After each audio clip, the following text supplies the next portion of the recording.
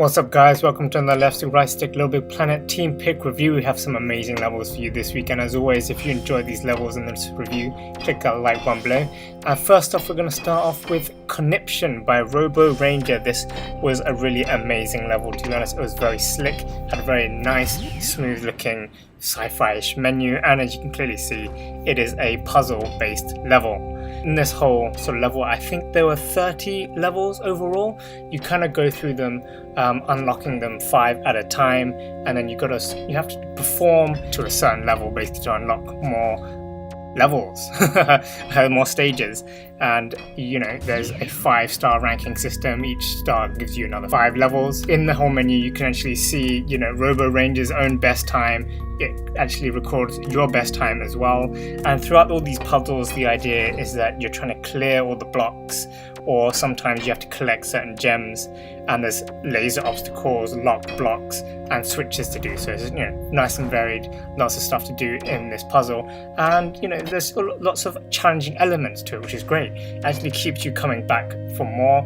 One of the things I would say though is that some of the times that Robo Ranger has seems ridiculously quick. I don't understand how he managed to do it, because just in case you guys aren't aware from the video, is that Sackboy can't jump. He can only just move, up, down, left, right, and that's all he can do. There's no jumping involved. I mean, you can change the camera a bit with the top-down camera mode, but sometimes that Robo Ranger's best time really makes you wonder how he managed to do that. But really great level and deserving of team pick nonetheless. Next up, we have another entry by SCARYBISCUIT.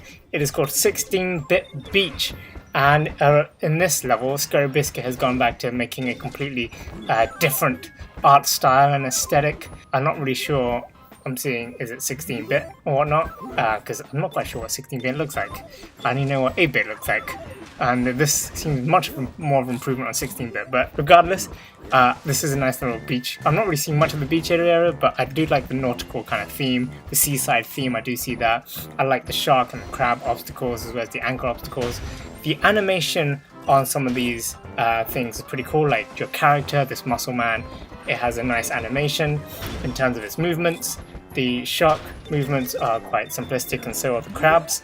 Obviously it kind of works, and these levels always tend to have a more cohesive look to them aesthetically, so that's always really great to see. I do feel like there could have been additional like death animations for the character though, which is a bit of a shame that I was missing out, but it's good level of animation that's in this whole level so far.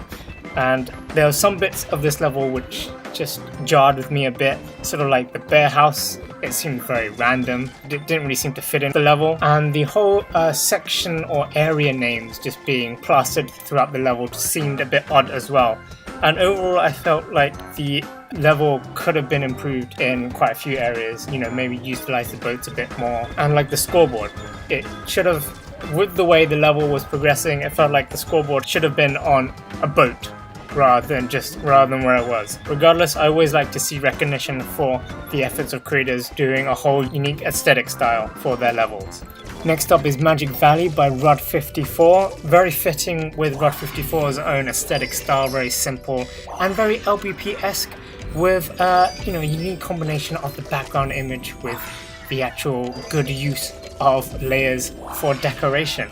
But this is a very nice level, very interesting gameplay. It's actually got a race element to it, and obviously the unique part of this level, as you can see, is that there's zones of invisibility, which is actually pretty cool. The whole level felt a little short though, and overall I feel like the invisible elements, like the invisible sections, were probably a bit too simplistic. Maybe there could have been additional, more challenging elements throughout the level, maybe an increasing progression of difficulty, which would have added to the actual enjoyment of the level. It sort of left us wanting more from it out of the whole level and both the mechanic. The racing element felt a bit unnecessary, although I always do like to have that sort of extra challenge of adhering to a time or being as fast as I can, but it feels a little redundant here. There's no real point to it, as well as the special star collectibles are placed in a position that doesn't really go with the flow, or rather just reduce your timer points by trying to get them. But overall, very lovely level. I really enjoyed it. Very nice. It only just left me wanting a bit more. Then we go on to Alpine Adventure by Peter Brad. And this was a very short level, but you know, a nice level nonetheless. There's a good use of some of the layers for the decoration, the obstacles and aesthetic of the sort of mountainous Alpine area actually looks pretty good, nicely done. It's not too rigid and it's got nice sort of edges and stuff.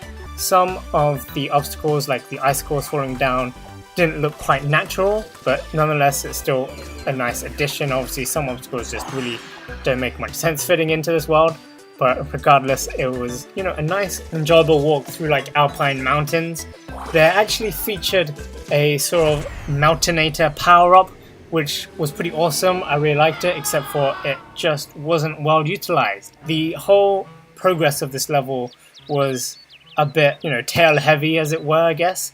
It was this really one long cutscene to introduce the Mountainator, and you know, the first half was just wandering through the mountains, Alpine snow, and then, you know, it was going all very nice and smooth, pretty good there. Everything, you know, very standard stuff going up until there. Then we had this whole cutscene, which takes quite a long time to get the Mountainator, and then we use the Mountainator on just, you know, these one single obstacle basically of this cavern in a mouth, and that's all. That's it. That's all we get to do.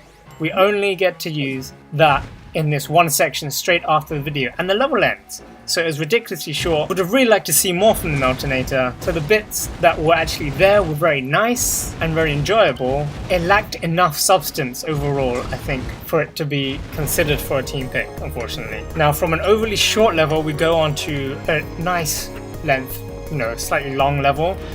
This is Sunken World by Khodex, and throughout this whole level, you know, there's the theme of floaty fluid is used up quite a lot, and you know, we're in some kind of temple kind of place, and you know, you can get some chests and get some collectibles, some kind of tomb or some sort, I guess. Overall, I felt like there's a lot of confusion over the actual world setting, because it seems like it was a tomb-like thing, and then we have a portal, some floating world. There's, you know, it changes up a bit throughout the level, and it's not all too clear exactly why that is. Having said that, it has some really nice, interesting obstacles. My favorite was this whole freezing floaty fluid obstacle. That was actually my favorite part of this whole level. But you know, they used the floaty fluid quite nicely, and I really like this whole ring grabbing function throughout the level.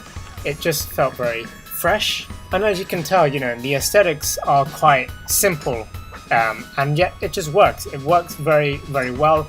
And obviously it's more, the gameplay really keeps you interested and enticed more so than the aesthetic in this level. But that's not to say that, you know, the aesthetic is bad, but it's not outstanding or necessarily as cohesive as some of the other levels in this team pick review. My main plus for this level is the amount of varying obstacles. I mean, you pretty much use these hanging rings on the wall for the majority of it and floaty fluid, but everything throughout the level feels very fresh. It's done it in an interesting way, so it doesn't feel all too boring throughout the whole level. So it's definitely well deserving of team pick. Finally, we move on to Little Dreams by RAMKIBAINUZUKA, and this is a sort of, it's not so much a homage level as a sort of sequel kind of level. So RAMKIBAINUZUKA sort of tried to make a sequel from the original Little Nightmares story, where the kid is taken off the boat and we're landing on some other island. So obviously this whole level actually looks very nice and very in line and in tune with the whole Little Nightmares theme.